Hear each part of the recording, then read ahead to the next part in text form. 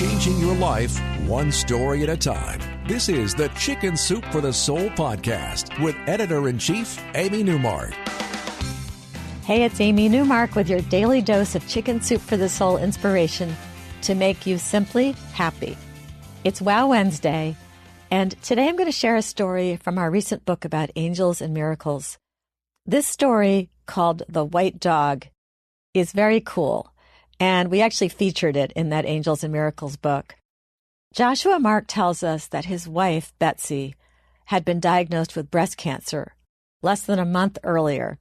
He stepped out onto the back porch with his coffee one morning. He was getting his thoughts together before taking his wife to the hospital for her first surgery, which was going to be a lumpectomy and the removal of some lymph nodes for testing.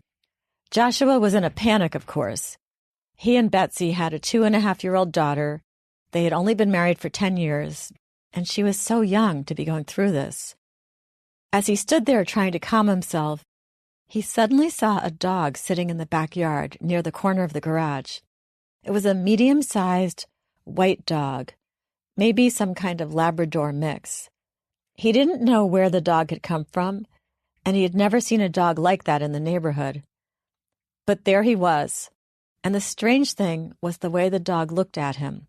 He wasn't moving, and he looked steadily at Joshua with warm brown eyes. Then, after their eyes had connected, the dog dipped his head slightly and walked off toward the trees. And suddenly Joshua felt much calmer.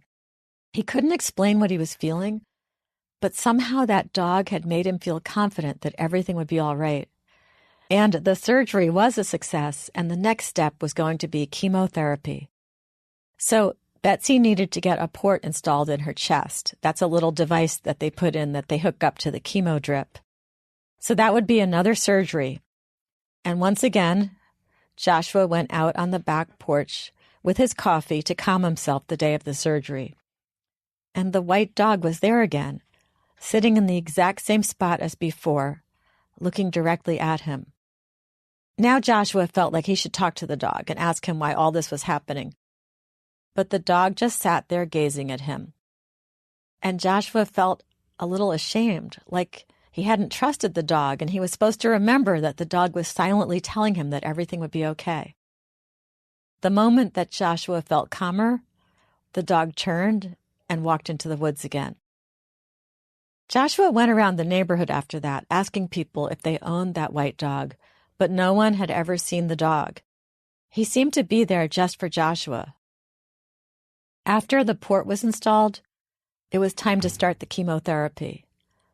Once again, Joshua was out on that porch with his coffee and his worries.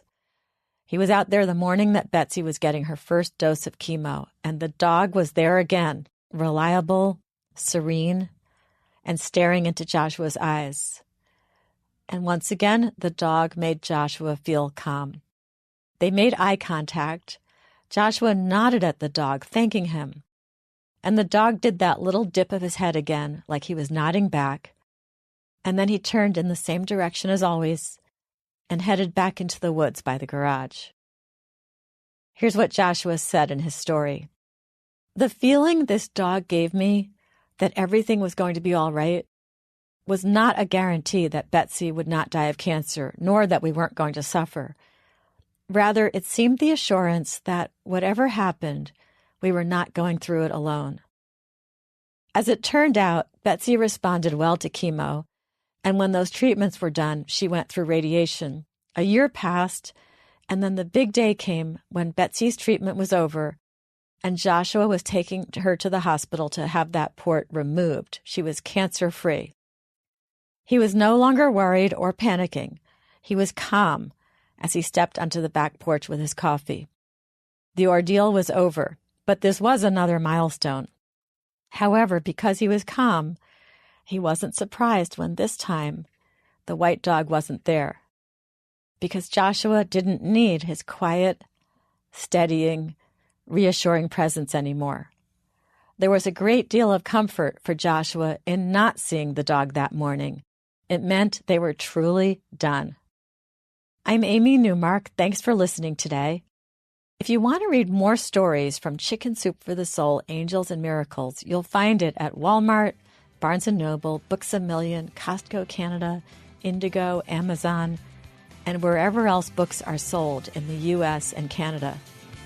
Come back tomorrow for Thoughtful Thursday for another story about mysterious neighbors, this time for a couple of great stories about how kindness led to some wonderful new honorary family members.